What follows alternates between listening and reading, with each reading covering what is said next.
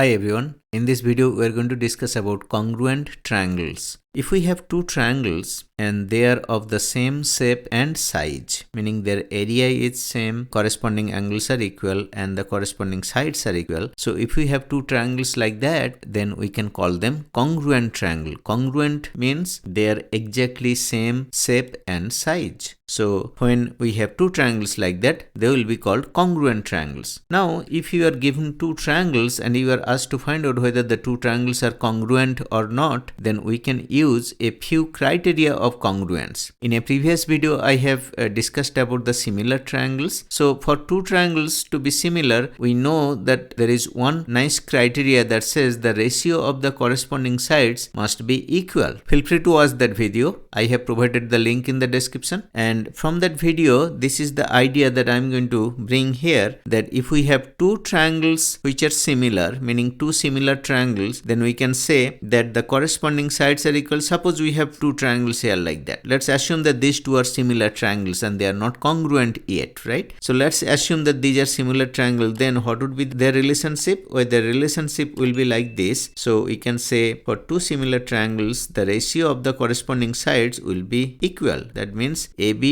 divided by PQ. In this case, I have drawn it differently. So we can say AB divided by PQ. Let's assume that AB and PQ, they are corresponding sides. Similarly, we can say BC divided by QR, and similarly AC divided by PR. So if the ratio of the corresponding sides are same, then we call them similar triangles. Now, when the ratio actually becomes 1, that is when we are going to call them that when it is 1, then the triangles are congruent. So when the ratio of the corresponding sides are 1, then the triangles are congruent. So when the ratio of the corresponding sides are equal, then what happens? Then from each of these ratio, we can say that, well, from here we can say, okay, then AB by PQ is equal to 1, and in that case we can say AB is equal to PQ. And similarly, from the other two ratios also we can find BC will be equal to QR, and then from the third one we can say AC will be equal to PR.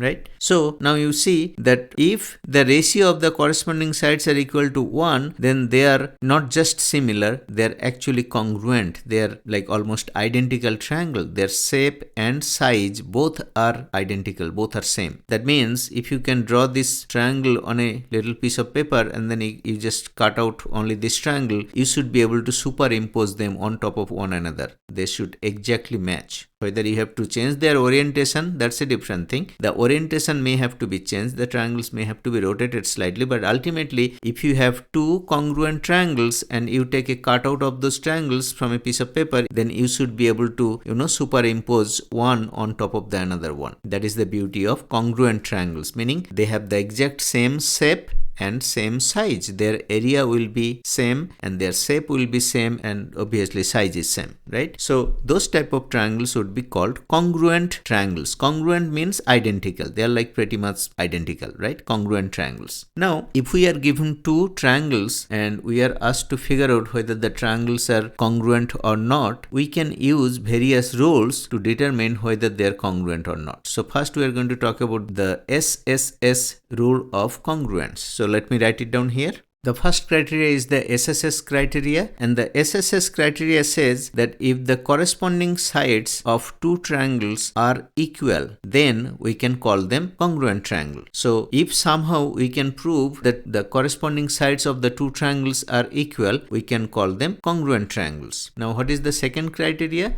Well, the second criteria is called ASA criteria. So let me write it down. In ASA criteria, we say that if two corresponding angles are equal and the common side between the two angles, that side is also equal between the two triangles, then we can say that the triangles are congruent triangles. Now let me go back to the previous picture right here. So in this picture you can see that if we can say that angle B is equal to angle Q and angle C is equal to angle R, and then BC is equal to RQ or QR, then we can say that both triangles are congruent triangles. So we are saying that okay, if two angles are equal, suppose this angle and this angle, they are equal, and then suppose this angle and this angle, they are of equal size, and then then suppose this one side and this one side, they are also of equal length. If we have a situation like that we see that hey, between two triangles, this is the relationship that I am saying, then we can safely say that the two triangles are congruent. So that is the second criteria. This second criteria is also true for AAS. So let me again write it down here that we can also change it to AAS criteria, which would mean that angle side criteria. So let me just write it down here.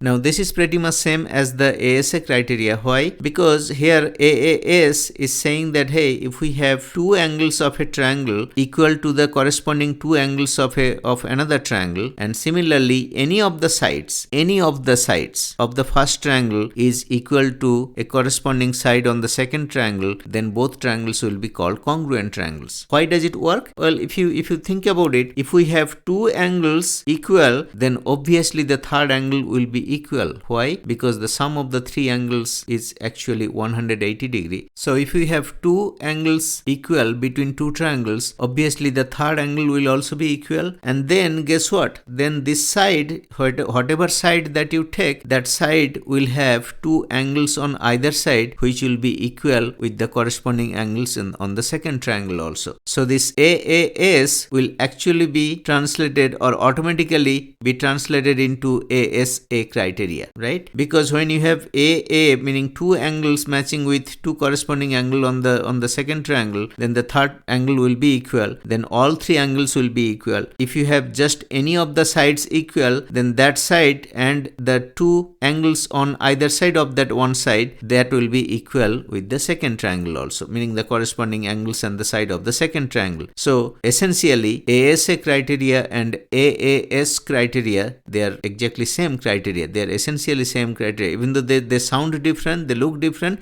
but actually they are the same criteria. Now let's look at the third criteria. The third criteria says that if we have two triangles and then from one triangle any two sides and the angle between them is equal to the corresponding two sides and the angle between them in another triangle, right? So from first triangle we are taking two sides and the angle between them, comparing that with a second triangle with the corresponding two sides and the enclosing angle. If they are equal, then both triangles will be congruent. So that is the SAS criteria, which is like side angle side criteria. So one side of first triangle is equal to a corresponding side of the second triangle. Then the adjacent angle of the first triangle is equal to the adjacent angle of the second triangle. And then the next side of the first triangle is also equal to the corresponding side of the second triangle. Then we can safely say that both triangles are congruent. If we can verify up to this much, if we can somehow prove up to this much, then we can safely say that they are congruent. That means all their sides will be equal and all corresponding angles will be equal.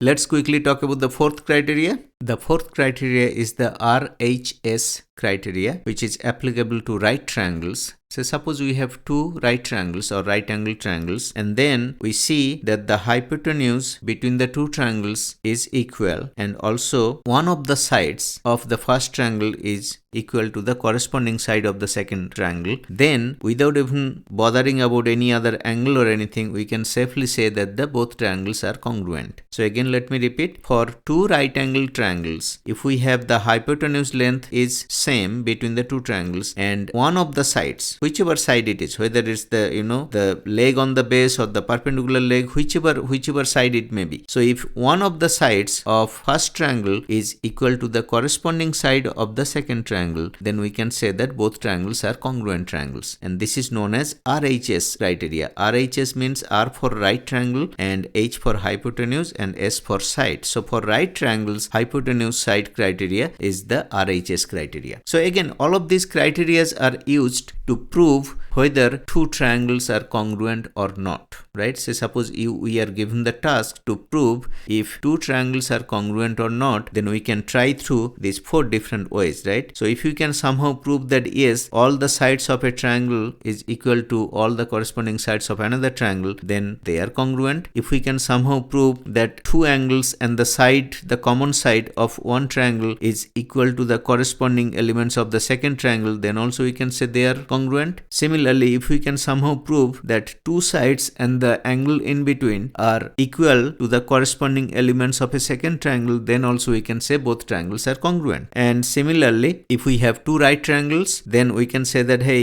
if the hypotenuse is equal between two triangles and one of the sides is also equal with the corresponding side of the second triangle, then also we can safely say that both triangles are congruent triangles. So all these criteria are very important, and in geometry, to prove different geometric problems or to solve different geometric problems, we may have to use one of these criteria to prove, two different triangles to be congruent. And once we can prove them congruent, then guess what? Congruent triangles have this beautiful property. The property is like corresponding angles are equal. So for congruent triangles, we can say it like this.